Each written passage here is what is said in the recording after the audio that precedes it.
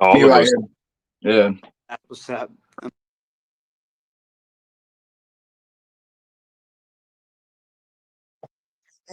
Welcome back to MMA Underground, your favorite part of Tuesday. I'm with half the dynamic duo known as Buddy V, killing it with the one and only Sam K.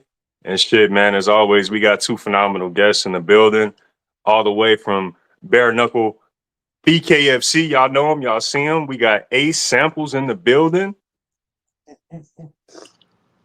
And all the way from Street Beefs West Coast, you seen him. He's a newcomer and he's making waves. We have the King Burrcetti in the building. What's up? What's up? How y'all doing? Chilling, man, chilling. Yeah, hell yeah. How many total Yeah. fights have you guys had for Street Beefs? That shit's wild, bro. How many do you have right now? You want to go around? Wait, what's up? How many fights you have for Street Beefs? You mean? Yeah. Oh, just the one right now, and I got the next one coming up here on January 25th. So Yo. We're going to I'm talk looking forward about to it. having another good one. Looking forward to having another good one, but this time with a dub, a big dub, a big dub this time. So We got a close Sure. fight. We'll talk about it. yeah, that's How what I'm many saying. you got, buddy? I think I got about like 12 or 13, right around there. Nice. So not including some of the jiu-jitsu stuff. So I'm like, Okay. I got 5 fights. Damn. Now, and we got to hear your record, Ace of Spades, because I know you got a killer record right now. Let's see. Right now for BKFC, my professional record's 2-1 for BKFC, 2-2 pro MMA, 3-2 pro boxing. As an amateur kickboxer, I went 64-4. I fought 12 different times as an amateur. I'm 34, bro. I've been competing since I was 12. It's been a long journey, but that's what it is. How many times have you fought, Hogan? Twice and full contact. Full contacts twice. How many PKBs? 4, 5, I think 4. His second fight period, his first full contact fight, we put this fool on a Delta 747, flew him out to Las Vegas and put him in the World Classic and got second in the world. Nice. We're just gonna learn how to swim. We just threw him off the boat. And Braxton 5 fights, and they both wrestle. So I try to separate it inside in the realm of martial arts. They have to wrestle if they want to compete in combat. Then they have to wrestle. That's the rule in the house. That's where we are right now. Yeah, I feel that, bro. Oh shit! I feel that. There you go. Hey, we appreciate you taking the time out to be with us, man, because we know how it is when you got to train, bro. You're good, bro. I appreciate you guys letting us come on and having these two come on with me. We got next weekend. They both go to Denver, North Carolina, and compete for the IKF, and then March 14th we're in Myrtle Beach. They'll both be fighting full contact there. It's really hard for us to find any youth MMA promotions, which is where they're going to shine. But a lot of states they shun on the letting kids get hit in the face. I think that's what's wrong with the fucking world right now. Not enough kids get punched in the mouth. That. Facts. Attitudes get checked real quick. All of a sudden, when they realize there's a fist behind those words, it's like, oh, you mean I'm accountable? Okay. Yeah, a lot of people get really comfortable talking a lot of shit through a screen like this. Oh yeah. Everything kind of changes. I was literally just dealing with that with a fucking school coach a while ago. I'm not against school wrestling, but I am against shitty fucking people. And it doesn't really matter to me where you are or what leg you stand on. Like, you should have moral values to be a martial artist. And when you're out for your own good, then I'm out for you. Fuck that. Like that. That's facts, though, man. We have to. We're like the example to the regular folks. Because the real martial artist carries himself a certain way. He's humble, but he's a beast at the same time. And the average person on the street, they haven't been punched in the face, so they don't know what it's like. Until they get. Jordan Peterson said it best. He said, "You gotta You got to be a fucking animal, and then you got to learn how to control it. Like, and that's just that's the truth. There's too many people get by being too passive, and I don't know. When I was young and I was a hothead and I felt the need to prove a point, I'd get in all kind of trouble and get in fights, and it was just dumb shit. And like now I look at it and there's no way I would go and get in a fight and it cost me my freedom and my money when I could go and be free and fight and make money. Like, I don't know right now. I don't know what my next outing for BKFC is, but there's been talks of March 27th in Hollywood, Florida, down toward Miami. But I don't. It's not up to me. That's up to the matchmakers and what they decide to do. Well, I mean, we got a good photo or two earlier you sent me, and I know I'm gonna have to take a snippet or two to put it on there because, man, your last fight, oh my gosh, what was it, versus Mike Livingston? Oh my goodness gracious! I mean, I'm jaw dropped. When you first knocked it down that first round, I was like, oh man, this is gonna go his way. And when you ended up finishing that fight, I had to pause it, rewind it. I was like, there's no way. What's in my coffee? Did that really just happen? I mean, how'd that make you feel to end it on a note like that? I mean, it felt, I don't know, bro. Like it. I get it. Like we fight and it's a sport, but I don't teach these two, and I don't take it like it's I spent 6 weeks thinking about murdering this motherfucker. I mean, if you really want to know the truth about it, like I devote my life to finishing him. And when you have that much pent up, I wouldn't say anger, just determination. And then you go in there and you finish him in a minute and a half. I didn't get hit at all. You kind of carry that back home with you. And I don't like that. Like I was looking forward to getting into a good, solid fight. But as I say that, the motherfucker should have made weight. Like, I miss eating Thanksgiving with my loved ones and friends, and actually at his house, had to sit there and snack on fucking deviled eggs and not even be able to really eat so I could make weight. I made the contracted weight of 135.8, and I walk around 157 pounds. Like it's what, yeah. I stepped in the circle ring 153.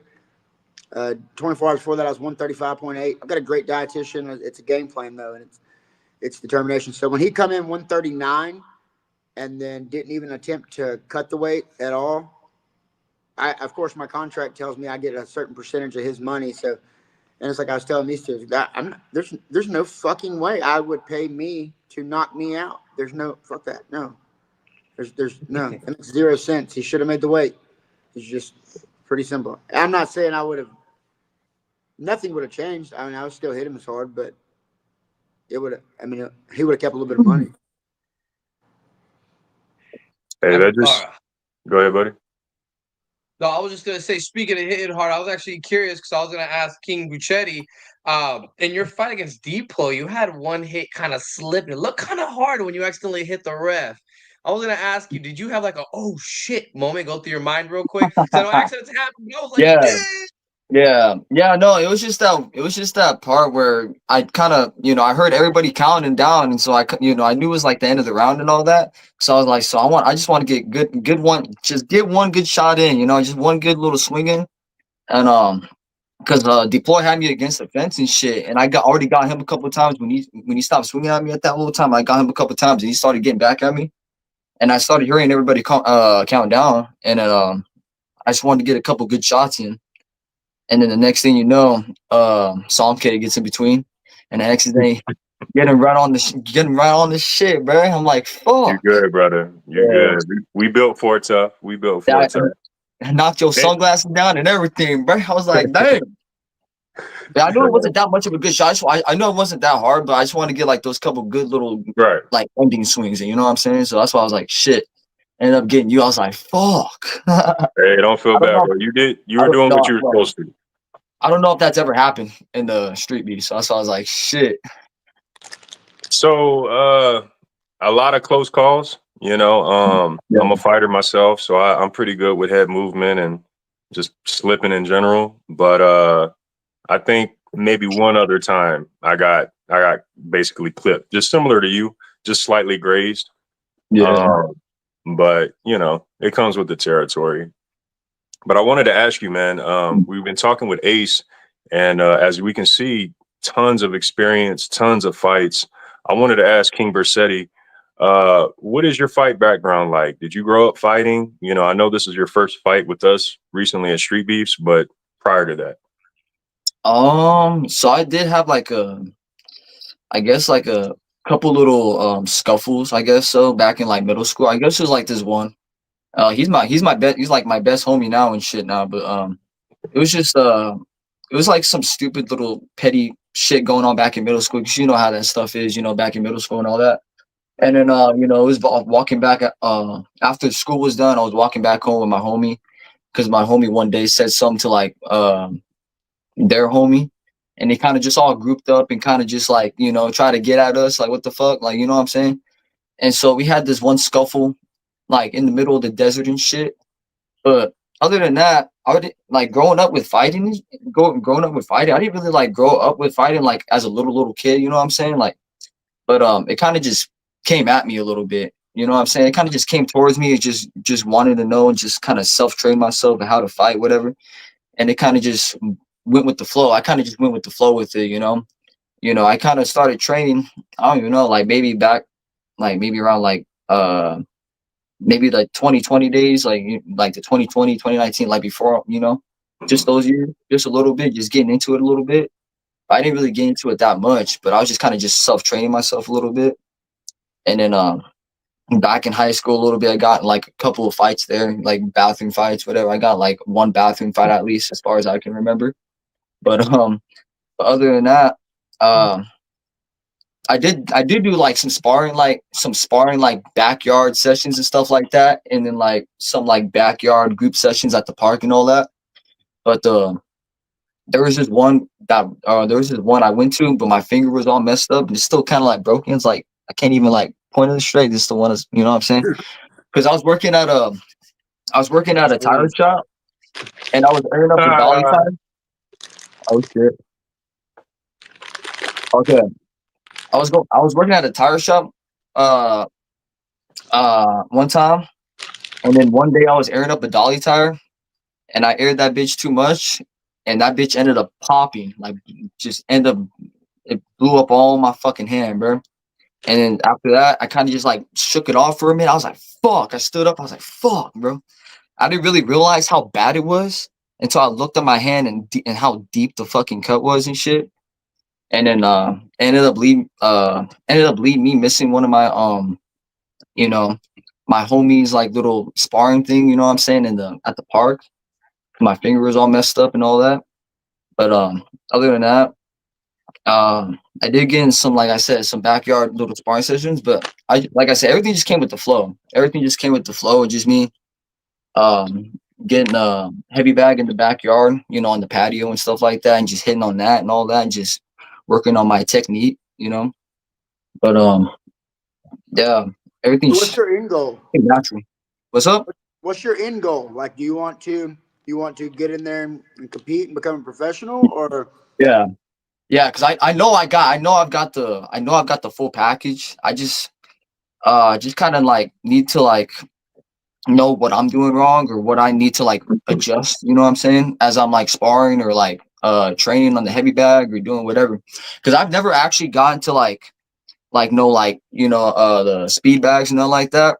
Like my homie, my neighbor and stuff like that, you know what I'm saying? My neighbor that just lives right off the corner of me, he's got like a little speed bag, and I was getting into that a little bit, but I was like, damn, you know, I was like, I didn't really know how like tough it can get, you know what I'm saying? Yeah. And then A lot of coordination. yeah. And then I'll send you guys a video of this fool right here working a speed bag, and it is it's ridiculous. Like I don't, it's I gotta check it out. ridiculous. yeah. The best And advice I can give you, bro, is if you decide that it's something you want to do, yeah. do it. Like it's the one sport where you can't don't ease into the shallow end. Like go for it. Do it or don't. Yeah. Do all the time. Commit or quit. Yeah. Yeah. Commit or quit, because it's and the only honest way I can say it is like eventually is if you're fighting at a lower level, eventually you're going to run into somebody with a mindset of like me. Like I do this every single day. I live it, I eat it, I breathe it. I coach it. I do it. I wait on the contracts.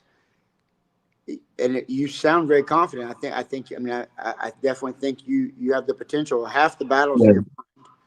And it's just figuring out where to go from there. Like, where do you live at? I live in Nevada. I come from California, in Anaheim, California, Southern California, but that was like a long ass time ago when I was a little ass kid and all that. So, How old are you? Huh? How old are you? 21. Word. Yeah, bro, you got plenty of time.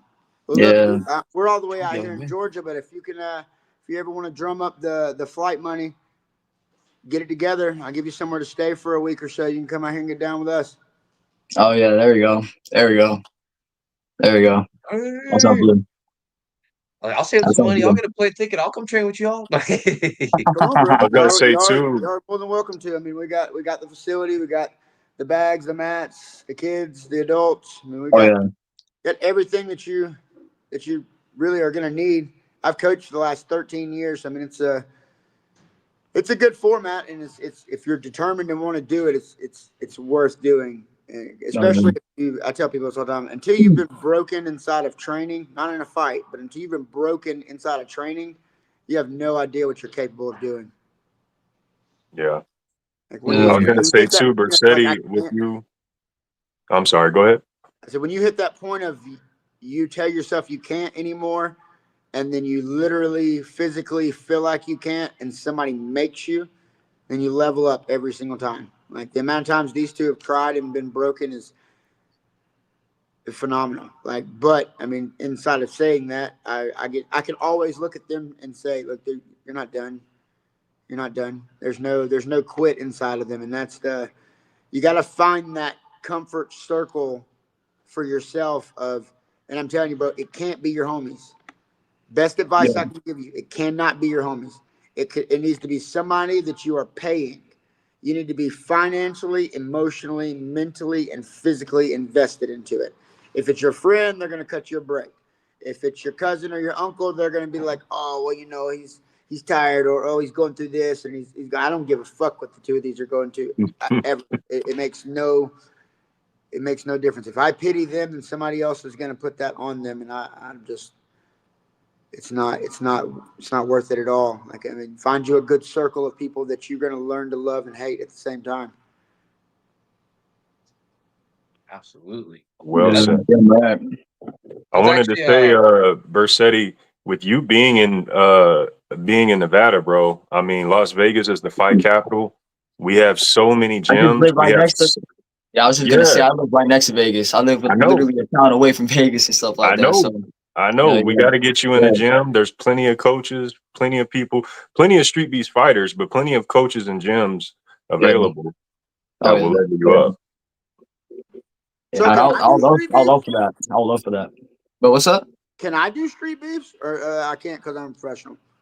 Bro, you would have to do a style that you're not pro in currently.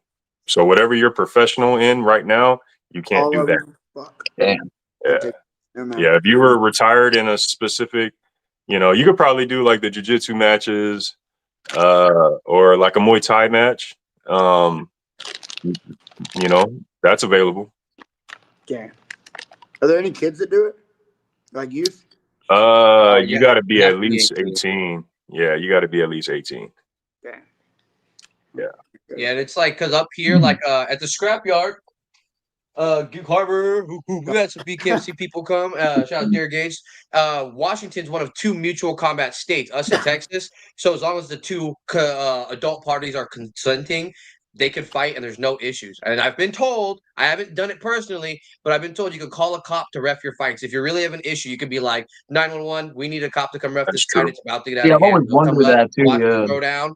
And once it's done, they'll be like, Now, whether or not they're going to really do that and show up on time, that's different. But legally, yeah, you can do that.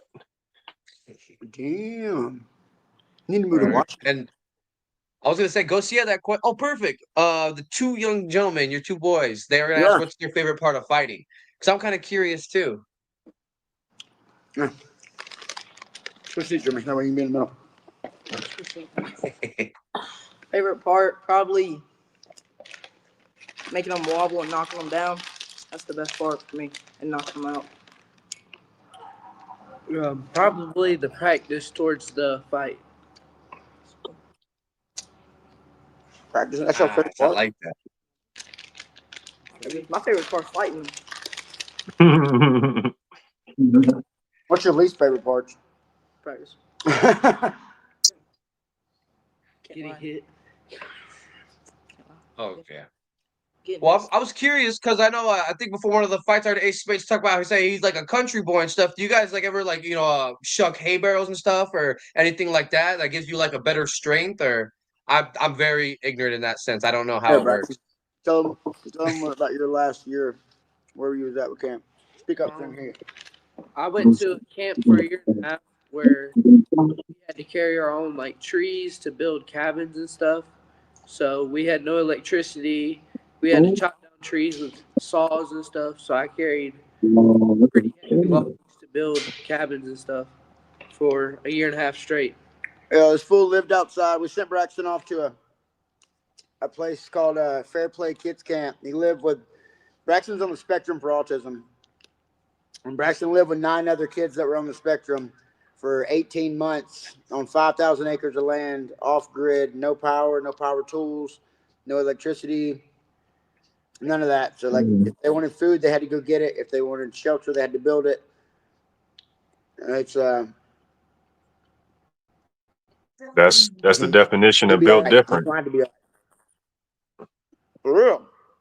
I stuck to fuck him Yeah. up, man. He's pretty tough. That's what's up, man. I wanted to ask Burrcetti, man, King Burrcetti. First, how did we get the name, bro? Shoot, man. I guess just one day, I was just thinking of like a cool ass nickname just to go by, and I was just, going just by like words just to like, kind of go along with it. You know what I'm saying? So I was just going with like Burr. You know what I'm saying? Burrcetti. Just like, cause I've had all these other nicknames. You know what I'm saying? I've had like, like Moquise for my homies. You know what I'm saying? Like Moquise, Mo Man, just Momo, just something like that. But other than that, I just want to think like a cool, unique little nickname. And Burrcetti was just the one I went by, man. So It stands yeah, out, bro. that is cool. It stands out. And I was looking online to see. I was literally dead ass looking online to see if anybody had the name or if it was like existing in any type of way. And nah. So I'm making Burrcetti. I'm making Burrcetti exist. There we I'm go. making this name exist. So I'm making this name exist. It sounds cool as fuck. I ain't gonna lie. In my opinion, it sounds cool. So Well, I think the way you spelt it, first off, with the Burr, you know what I mean? That's what makes it stand out, yeah, that's what I'm saying. Yeah. How did you find out about Street Beefs and what made you sign up? So honestly, one day I just kind of like found out about Street Beefs on YouTube. And I don't know if I like, cause I watch YouTube a lot and stuff like that. I don't really go on Netflix like that because I don't really have it. But so I do one day. But no, I usually go on YouTube and watch stuff. And then I don't know if I seen somebody react to it or whatnot, or if I just seen a video just come through, just scrolling by or whatever. And so yeah, there was just like I think it might be one of your videos that I actually watched that made me be like, oh shit, damn, this shit's fucking cool as hell. I ain't gonna lie, bro. So it's just like One of the West Coast videos or one of my fights? oh no, it was like no, I think it was Street Just to Beefs be out clear. in no, the OG? Street Beefs out in Virginia. OG. I Okay. think it was one of the videos out in Virginia on the regular Street Beefs that I watched. And then that's when I started noticing and like finding all the other Street Beefs yards and shit like that. Especially the Street Beefs West Coast and stuff like that. So There's Street Beefs like in all kinds of different locations. Yes, sir. Heck yeah. Okay. The So OG there's yard. 4. Go ahead, buddy. No, I'll let you do the spiel. I was gonna say there's just 4 yards. Yeah. The OG yard in Virginia, which was started 09, something like that. Like 08, 09, yeah. And then we got the scrap yard where Buddy V is from in Washington. We have Street Beefs West Coast where me and Burrcetti fight at, which is Nevada, Arizona. And then there's the Street Beefs Dirty South, which is in Texas, and they do events every blue moon. But yeah, Shit. So I could do like a It's pretty. street in Georgia. you'd have to talk to the founder about that. He's not just letting it go. Word. Yeah, But it's crazy with some of the platforms and stuff. Like we've had people go to the BKFC, we've had people go to Power Slap. We've facts. even had a couple like from the Muay Thai. There, one of the fighters, Free Smoke, went all the way to Thailand for some of his fights, Muay Thai, and it's just like the some of the opportunities that it's creating. Because some of the eyes you go, there's a few people where it's like they've gotten viral off of like one or two of the fights where it's like that just happens to be a viral video, millions of views, and all of a sudden this fighter's got all these eyes on them, and you're like, oh wait, what? Hold on, okay. And Yeah. from there, it's like, Yeah, it's all So, about how you market yourself, man. I try to tell them that all the time. Like I try and stay in my custom BKFC gear anywhere I go, everywhere I go. We got our I don't know if you can see Oh, that. that's fire. It says Combat King. That's my Fire. team. We're Team Combat Kings. Dang. Those kids walk around and tote that shit. It's so important to market yourself, King. Like I can't stress it enough. You have to be marketable and you have to market yourself. You could be an undefeated fighter. Like I'm telling you, you could go into your pro MMA or BKFC and you could be untouchable. But if you're not good on camera, if you don't know how to promote yourself, if your social media isn't kept up, like that's what is crucially important for your career when you step in there. Is you have to market yourself. Don't expect a management team or promotion to do shit for you. Do it for yourself. That's the absolute best thing that you can do. Because no matter what, in the same sense, you could suck, bro. Like you could be like legit, like you could suck. You'd be like 1-4. But if every time you get in front of a camera, you are making people laugh, you're attracting footwork to, I mean, that is super, super crucial. Even if it's something stupid like that. And that's just the way to go about it. I don't know at what point in my career my publicity really picked up. I just know that I've always kind of been known as an asshole that just kind of spoke my mind when I could, and just bit me in the ass a lot of times. But in most senses, I don't have to bite my tongue in any situation. exactly. Yeah. And that's good though too, because people know you'll knock their ass out. No.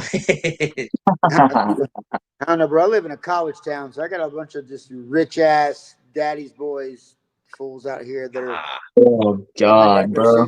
Hell no. like, I don't know. My brain goes, well, he's going to buy you some new fucking teeth too at the same time. But I guess sometimes it's No, worth it.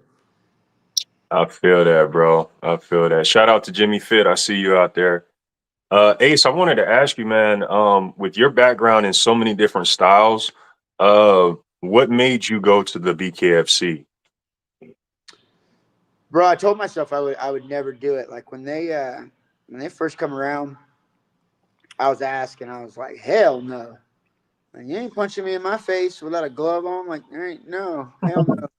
I'm already ugly. There's no fucking way you're gonna punch me and make me twice as bad. Like that shit ain't happening.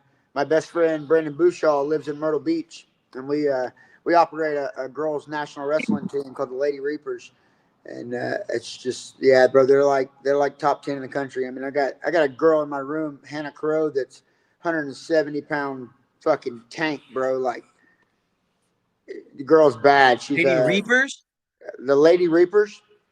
All right, cool. 'Cause I will show my daughter later. Thank There you. you go. Yeah, look up Hannah Crow. She's a New Way national champion. She's 2-time girls Georgia state champion, South Carolina state champion. She's undefeated this year.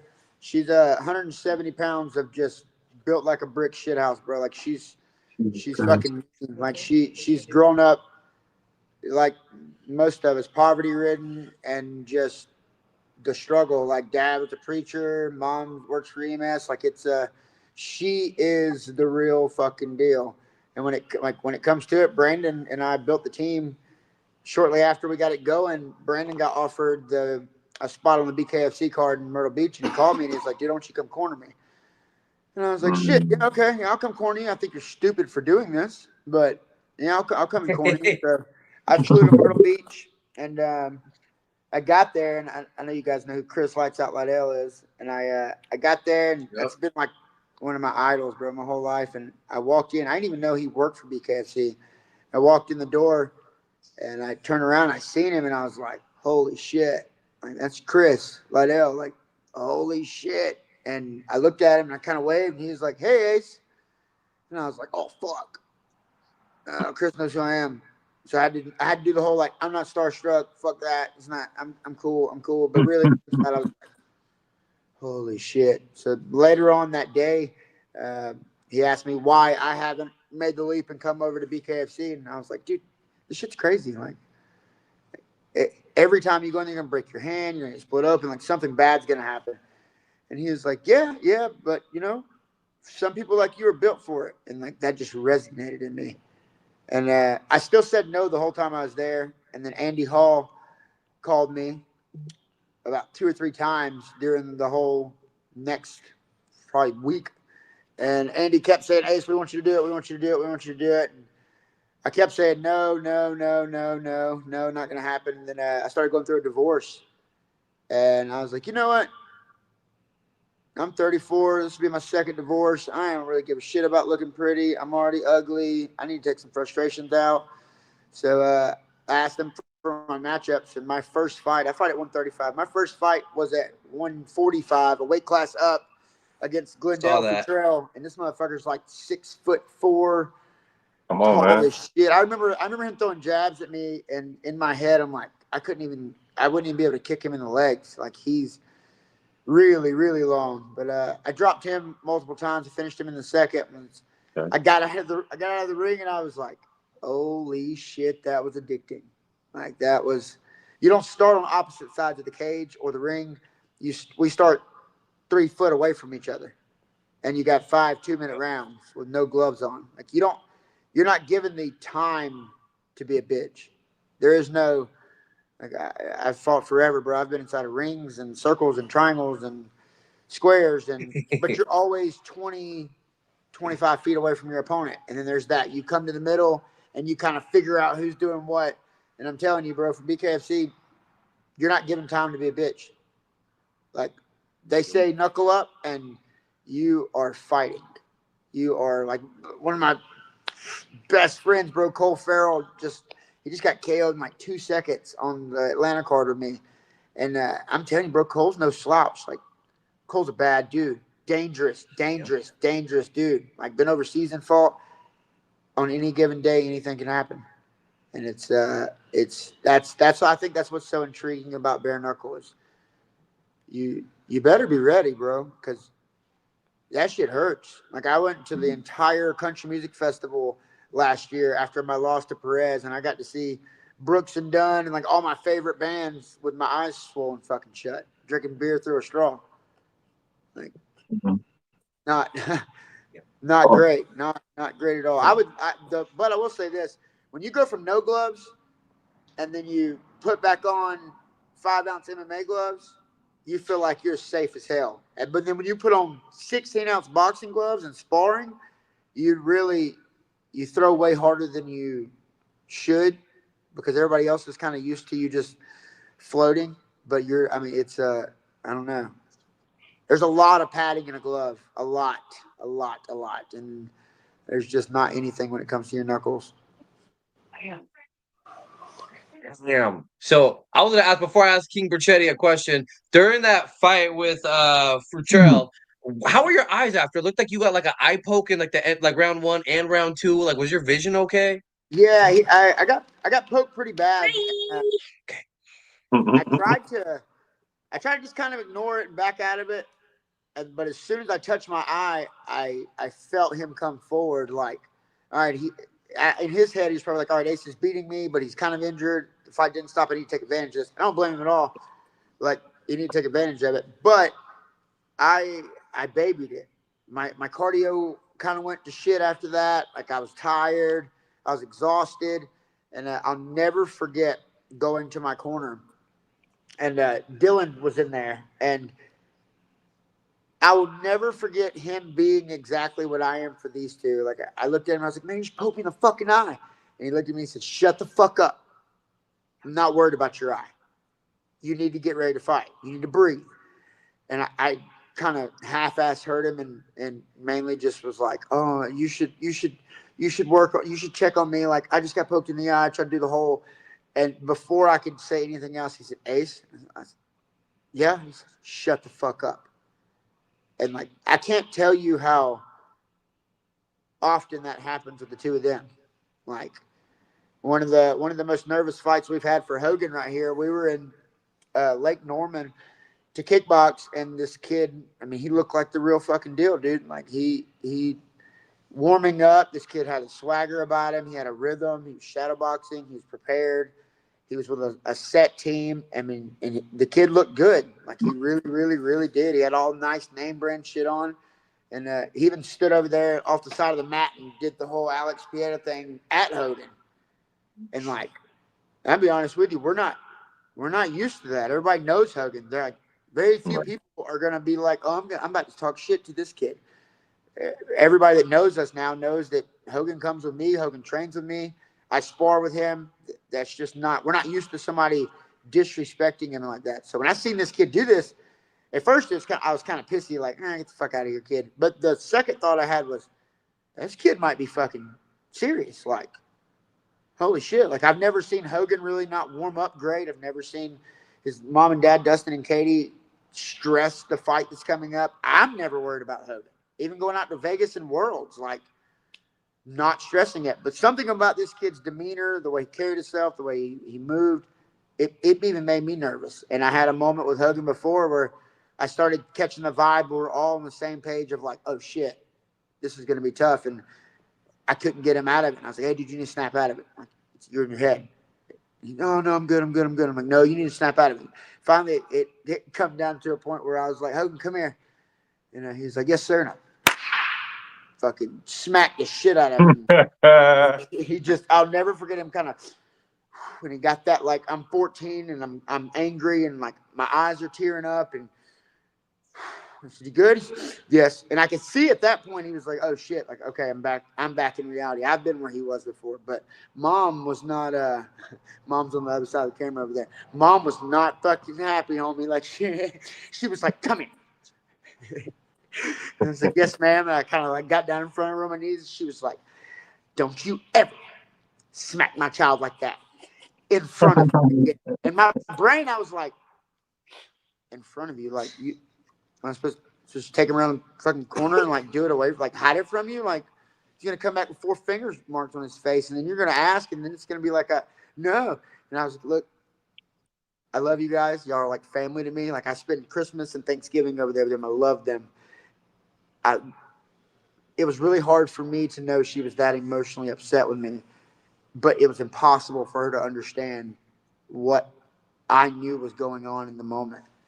And so I just kind of like told her I was sorry, give her a kiss on top of her head. I said, but I have a job to do, and so does your son. And Hogan beat the fuck out of this kid, bro. I'm talking about fucking worked him, like dropped him directly in front of me. He's right 5 feet from me and his dad cornering it. And I'm like, go to his fucking body. And Hogan rips off to his body and just, I mean, you can hear this kid in the video. I'll send you the video. You can hear this kid, and like hit the floor. Yeah. But one of the officials that was there for the weekend was his dad. So like Hogan wins and another kid fights, and I got another kid coming in, and he comes over there and he's like, all right, y'all are starting out with 1 less point for what your boy did to my kid. And it's like, yeah, it was, Hogan beat the shit out of kid, bro. And like sore loser. I don't think he'll shoot that bow and arrow at anybody else. I mean, at least not a skinny redheaded kid like Hogan. That shit would scare the hell out of me. Heck yeah, that's what I'm talking about. Now, I was gonna ask Burrcetti, we're talking about BKFC, we're talking about these killer fights, we're talking about, making a statement. You said you want to put your name in the sand, stamp it for all to see. And let's just say hypothetically, this BKFC offer happened to come your way. Would you take something like that? Because we've seen people of all ages going there. We always bring up Kai Stewart being young in the game. I mean, the 135, 125, 145 cards are stacked. I mean, you look at Ace of Spades division. I mean, he's got Alberto Blas, Justin Ibarola. I mean, we I have want killer Blas, fighters. bro. Would you ever I want step Blas. in? You want Blas? Um, I want Blas. Yeah. I want Blas I because mean, nobody else does. yeah, but no, just kind of like what Ace is say.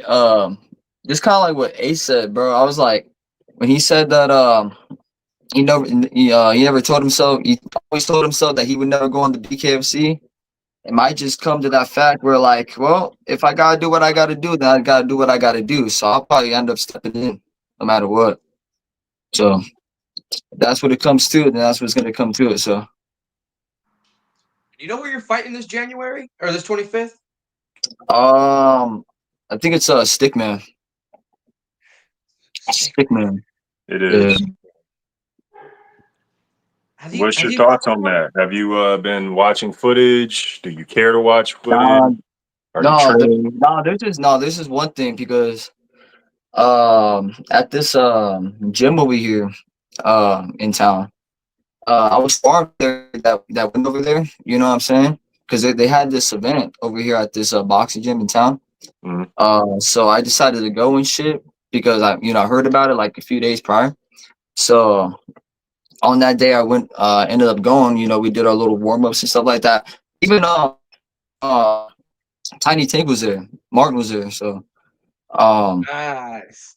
so so I was like so I didn't really pay much to it because I just wanted to do my thing and all that.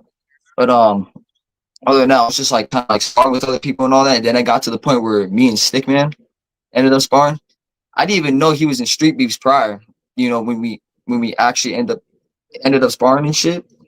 But I was just pretty much sparring to everybody. Just doing my thing. Just bringing what I bring what I have. Shit. And About how then long ago was this? I think this was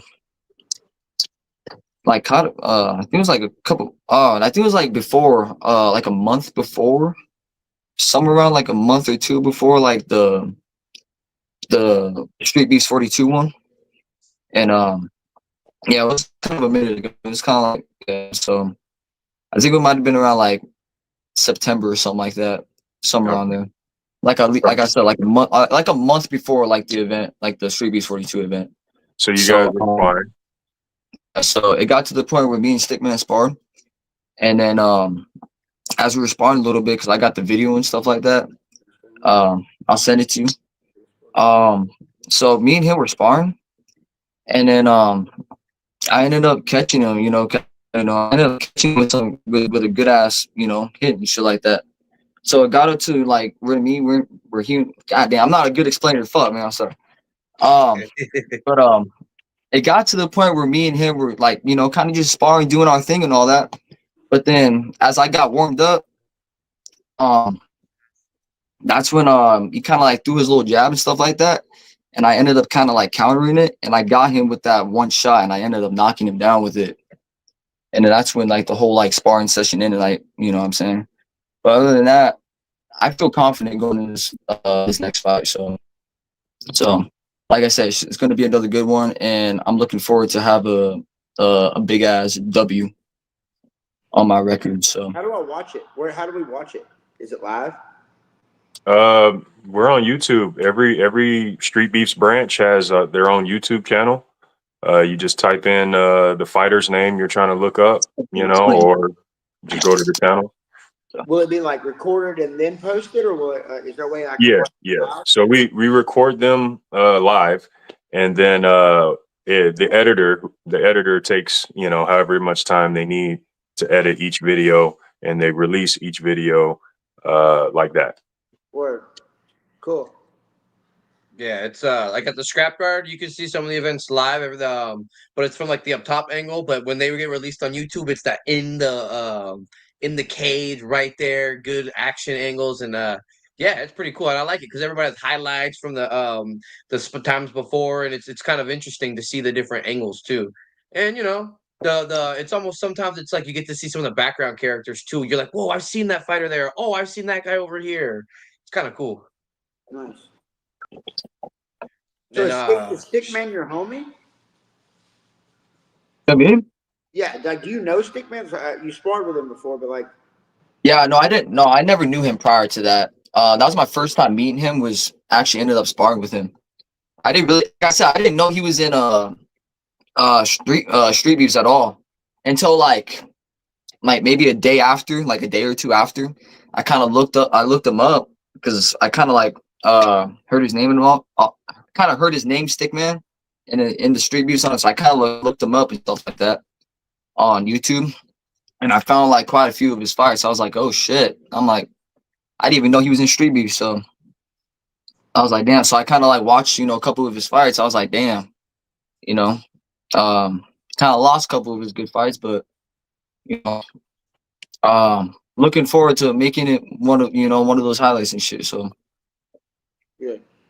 I'll be one fine. of Your those good last ass fight with highlights. I would say your last fight with Diplo was insane too, man. I mean, it was so Yeah. back and forth right there. I mean, I would think it was like it could have gone either way. I think there was one or two times though you could have had your glove up. You had a couple times, but you took a hit. I was like, why? Why is he taking the hit? He's tired. Yeah. Yeah, I'm not gonna lie. Definitely. Especially in the first round, bro. I kind of like swung myself out, bro. I was like, shit, bro. I ain't gonna lie. After the first round, I was like already gassed out. I was like, shit. I didn't think it was gonna be like that, but I'm making the look a difference. Making the look a change on that. So Hey, as we say every episode, bro, yeah. cardio is key. Cardio is key. Cardio Yes, is sir. key. Yes, sir. Y'all put on a show, man. That was like fight of the day, in my opinion. And if you had the cardio, that last round would have been just as competitive as every other round. Yeah, most definitely.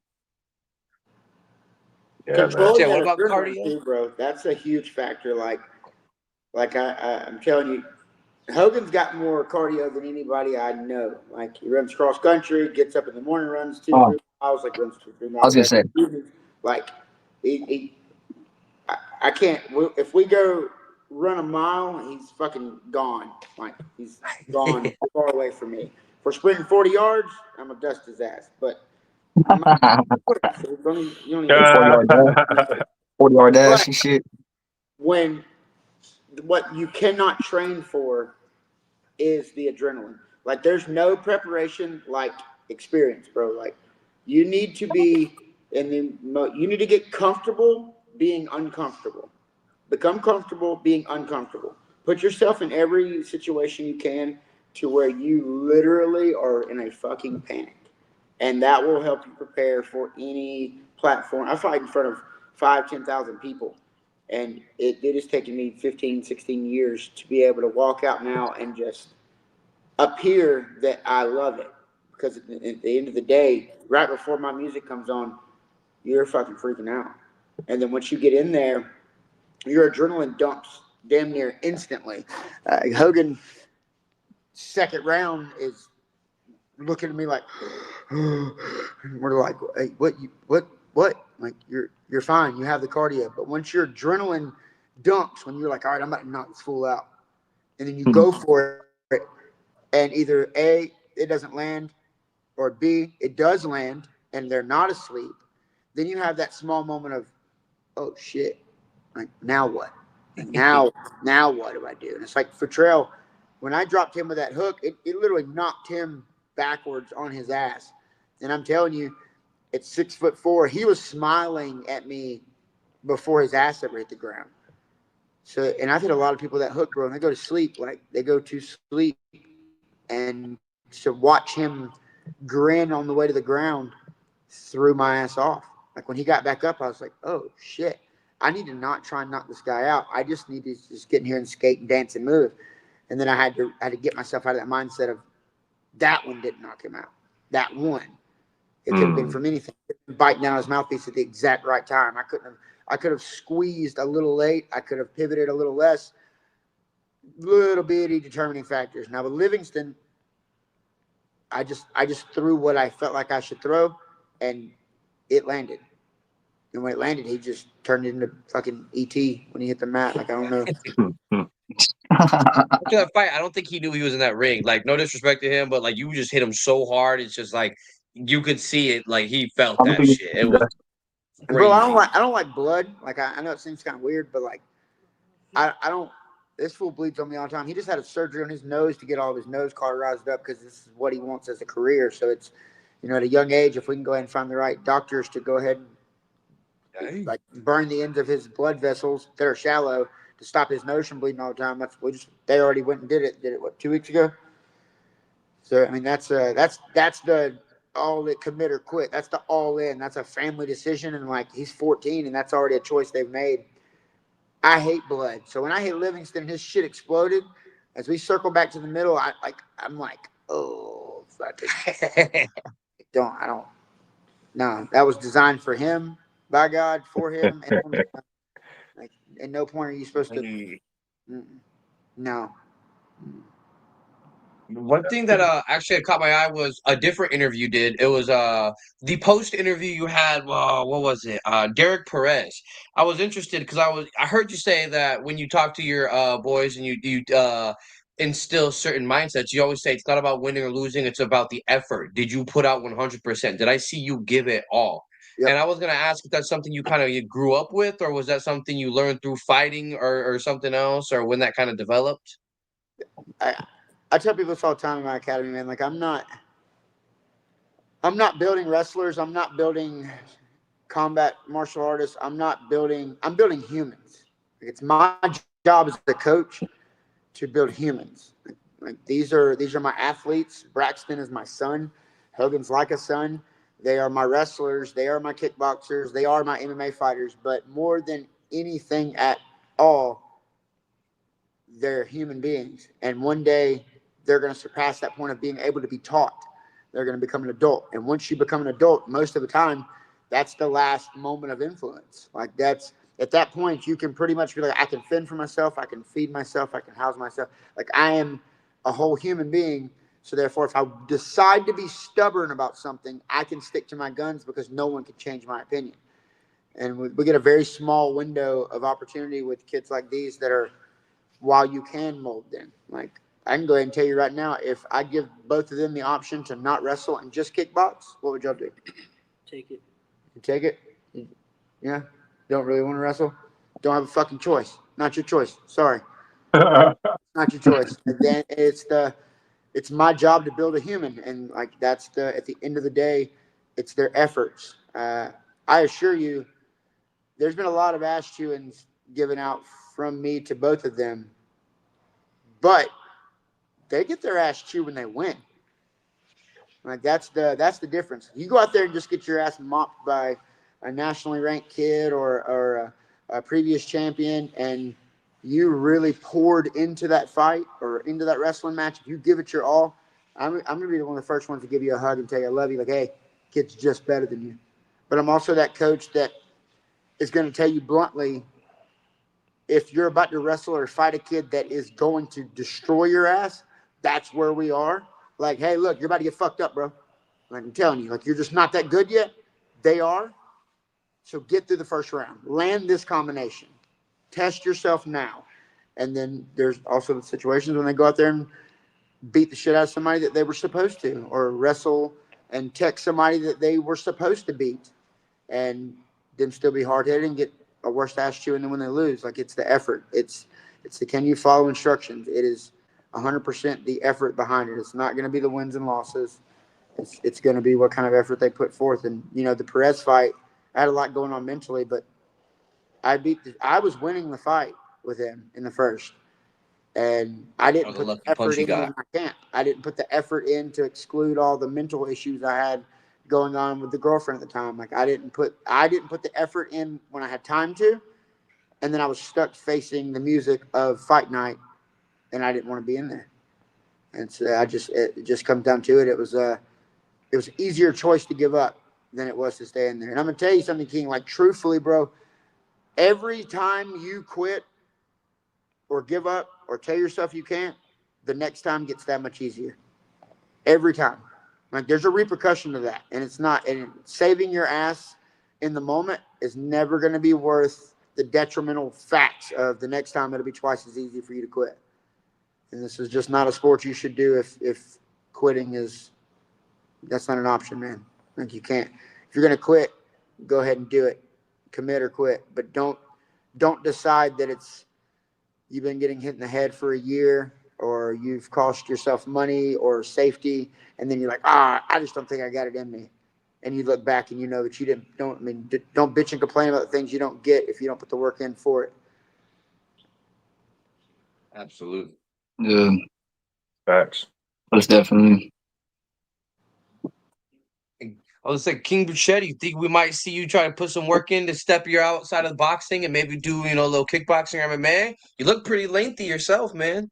Yeah, I was thinking about it, really thinking about it, but What do you weigh? huh? Well, how much do you weigh? 135.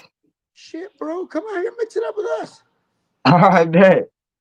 I bet. Is there any time or what? Or as soon as possible? I own this gym and the house I live in is mine. I got an extra bedroom. I mean, you come on. Damn. It's gonna suck, but I mean, like it'll be worth it. Like, Yeah, I was gonna say a little earlier. Like every time I go out and train, I feel good. I kind of get warmed up a little bit. I jump around and shit, start stretching a little bit, whatever. Because a couple of times already, like a day after and shit, I kind of feel like a muscle strain or whatever. So I kind of start stretching a little bit and shit like that a little bit. But other than that, ice bath yeah. outside. What was that? We have a big ass tub. We put 60 pounds of ice in and do ice baths after. Oh shit. Yeah. Yeah. It'll. Yeah, I haven't done no cold plunges yet at all. It sucks. It sucks. It sucks. But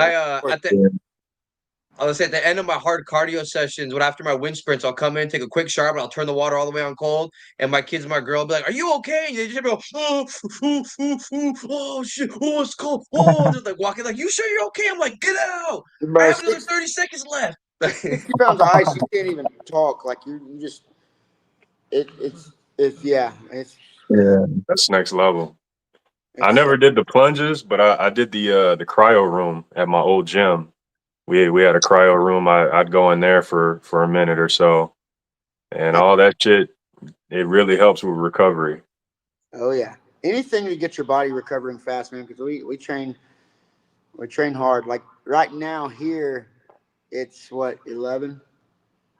That's right, time zones. We won't give you a whole lot longer. I promise. We're not a crazy amount longer. You're good. Sorry. We got here at 6:15, 6:30, and they've been kickboxing. I've been kickboxing with them and coaching the last 3-4 hours. And ain't neither one of them gonna be late for school or getting up or give us no shit tomorrow, right? It's gonna hurt. I mean, it's gonna hurt. I can't make a promise. It's gonna hurt.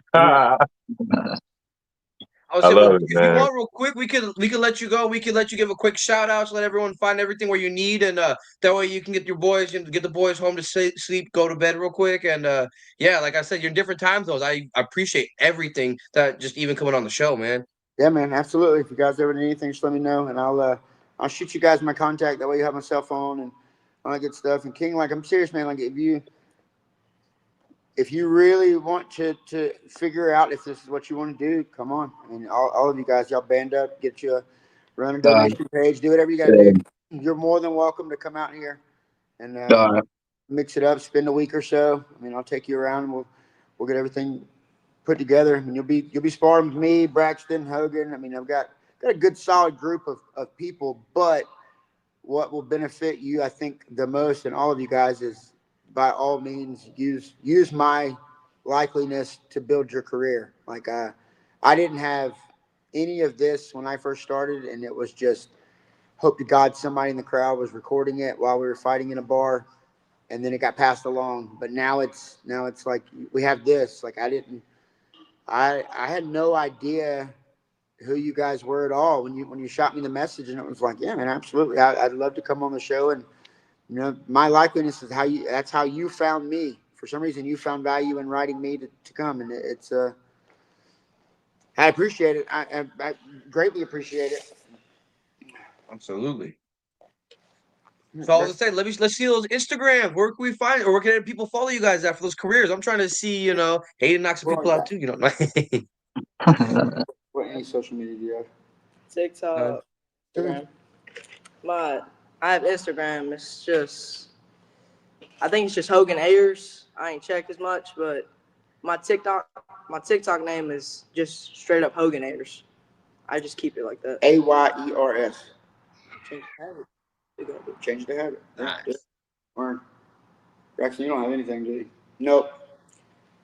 I ain't letting him have none of that. Okay. And then this, I gotta get a good clear image of this thing, bro. Let's see. Here we go. There we go. So my best friend Ramy owns Ray Gun Designs. And I don't know if you've seen on my page my challenge coin. Yeah. Go on my Facebook page, it's A Samples, or my Instagram, it's ASO Spades, or TikTok, or any type in Ace Samples. There's only so many aces, and you'll be able to find it. But I have challenge coins that have a spade on one side, BKFC on the other. It's like a massive $50 style thing. It's thick, it's brass. Ramey Overstreet makes all these with ray guns. So if you guys want a challenge coin, let me know. I'll ship you guys some out. That way you have something like some memorabilia. And then we're about to start designing Hogan's this week. So he'll have the same thing. It'll be like a medallion you can put on a necklace. King, if you want to get something mixed up for you, bro, if you want to get on top of your just advertising and things like that. Get with buddy and just shoot me a message, man. You guys I appreciate you letting us all come on. It's going to help their career. It's going to help your career. It's going to continue growing all of ours. So if anything else I can do, if you guys need anything from me, you need someone to come train. If I'm ever out there on the West Coast again, I'll give you guys a shout, man. We'll figure it out. Hell yeah. Please do. Please do. Yeah, most definitely. Heck yeah, I can't wait. Well, thank you very much. And both of you, good luck in school tomorrow. Sorry we kept you on. It's fine. I'll It's wait. all right. Abuse works. I got a hammer. They'll get up. Hey, we appreciate y'all, man. It was a great time. You guys have a good night. You too. Burrcetti, if you want to give out any social medias, any shout outs, any plugins, now would be the time. I would just like to give a shout out to my family, for raising me for the man I am today, for the young man I am today. And then I guess my Instagram is gonna be just King Burrcetti 714. And 714 is just, what I'm saying, because I come from Anaheim, come from Southern California. So figured I'd rep the set a little bit, rep Southern California, you know what I'm saying? So SoCal. Yeah, that's what I'm saying, bro. And I was gonna say about Southern California too, bro. Like the fires over there that's happening in Los Angeles and LA. It's fucking shitty, dude. It's horrible. It's horrible. It's horrendous. Losing their lives. It's Yeah, ridiculous. bro. Yeah. But I was gonna say too, we've had a lot of people on, in the beginning of their careers and later on. One of my favorites was we had Doughboy on earlier, and shortly after he had a belt on. So I'm saying, I'm pretty sure I heard you talk about coming and getting a belt. This year, are you gonna do that? Come back on and have a little something to show off for us? Yeah, most definitely, bro. Most definitely. All right, man. Yeah. Well, shit, man. You on your way, bro. You on your way to being a contender. Get a few dubs, and talk to the matchmaker. I'm sure something will pop off. Yeah, most definitely. But we appreciate you, brother. It's been a great episode. Yeah, I appreciate you guys too, bro. I appreciate you guys too. Yes, sir. Thank you for having me on here, bro, because it's been a real good time. It's been a real good time. For sure, brother. Fun. Peace. All right. Peace. Yeah, I like. Let me get some Muscle Farm. Just kidding. We live this. We live this. Yeah, It's man. not over yet. Nope. Let me see. Zuel, lifestyle wear for the fighter in you. A movement to show that by utilizing hard work, grit, and determination, you could achieve any dream as long as you were willing to put in the hard work. Buddy V creates his own unique artwork and designs all of his clothing, jewelry, and accessories, taking the time to create every item so you can feel the pride in every piece. As a living embodiment of Zuel's principles, Buddy V fights MMA while staying active in the community, promoting positivity. Whether you are a stay-at-home parent, entrepreneur, or anything else, there is a place for you at Zuel.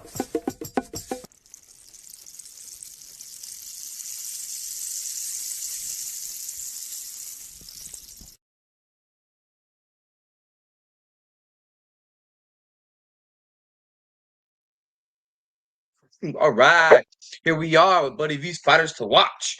So, we start off at the scrap yard, and this is my favorite one because we have Sun King. Now, Sun King was a very fun fighter to watch. In his match, right away, I felt like shortly into the first round, he got hit and got knocked down, and it lit a fire. Oh my goodness. You just see him locking in the whole rest of his fight. He's hitting with real technical punches, technical kicks. One of my favorite things is he was really setting himself up for certain moves, and I was really impressed with that. And so by the end of the fight, I was like, dang, all right, Sun King, let me see a little bit more. I'm very impressed, so please you kept me guessing in your fight, so please let me get some more. Now, for Street Beefs West Coast, we have a newcomer, a Mantis. Man, let me say, the first thing I have to say is I saw a lot of heart in this fighter. He showed it. He has a variety of skills. He had a chin because he was able to take a punch and deliver a punch just the same. Oh my goodness. And with the whole fight he had, I was on the edge of my seat. Because of that, I'm sitting here, I'm like, there's no way this is his first fight. I look him up again. First fight. So please, Amantis, let me get a few more. You are definitely a fighter to watch. Yeah. The last one from the OG yard, D-Day. This, hands down, he had to be on the list. He comes out, and I'm curious. He says, I want to test myself. I want to do good. He's like, I think like 5'10", 210. Yeah. And so this opponent, I'm so-and-so. I'm 6 foot 190. It's going to go my way. I'm going to knock him out.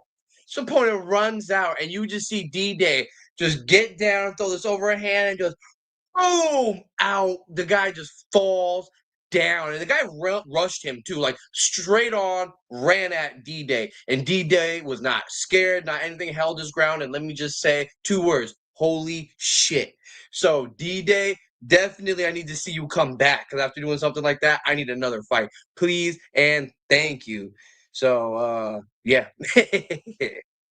Those are my 3 fighters to watch. Nice, man. I'm gonna have to check all those out, man. Sound like some great picks. I mean, shoot, dare I say, fight? Fire.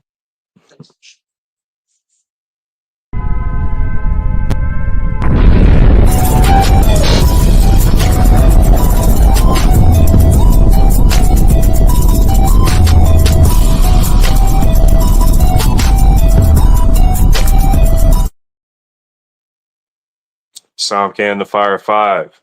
We're going to start things off at the OG yard. You see it. Big Wad versus Jizzy. My. Those names alone. Let's just say for heavyweights, these guys were very nimble, showcasing some great grappling all throughout this fight. Both of these men possessing great will, a lot of effort and determination on display.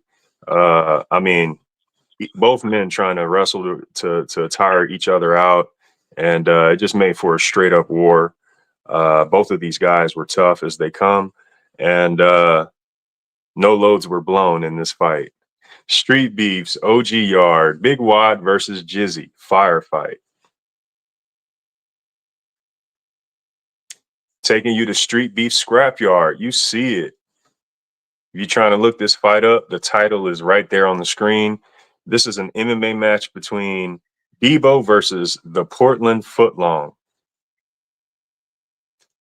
This was a super aggressive start right out the bat. A lot of beautiful clinch knees throughout this fight, followed by a hell of a slam. And very much impressive technique shown throughout this fight. And we saw a hell of a turn of events because of it. Again, Street Beef Scrapyard, Debo versus the Portland Footlong firefight. Yeah, taking you to Street Beef's West Coast. Your eyes are not deceiving you. This is the Human Typhoon versus Weapon M. This was at our Halloween event. This was a boxing match, and it was a damn good fight right here. Styles makes fat fights, and both of these guys possess two different styles, and they put it on display right here. Very nice clash of styles, nice combinations, nice shot placement all throughout this fight. And you could really tell both men were trying to get momentum. But as we say every episode, cardio is key. Cardio is key. Cardio is key. Street Beefs West Coast, the Human Typhoon versus Weapon M firefight. Moving along. We're going back to the OG yard. This is Tomato Can versus Hat True. This was a hell of a boxing match right here. Don't let the names fool you. This was an unexpected banger. We got a boxer versus a brawler. Once again, we got a lot of combinations as well as a lot of bombs. And man, the deciding factor was those body shots. Those body shots, man. It led to a beautiful finish, and it made for a firefight. Street Beefs OG Yard, Tomato Can versus Hat True. And we're going to end things off tonight at the Scrapyard. If you're trying to look this fight up, there's the title. This is an MMA match between D-Brad and Earthworm Jim. Yeah. We got some piercing strikes all throughout this fight. Once again, some aggressive grappling on display.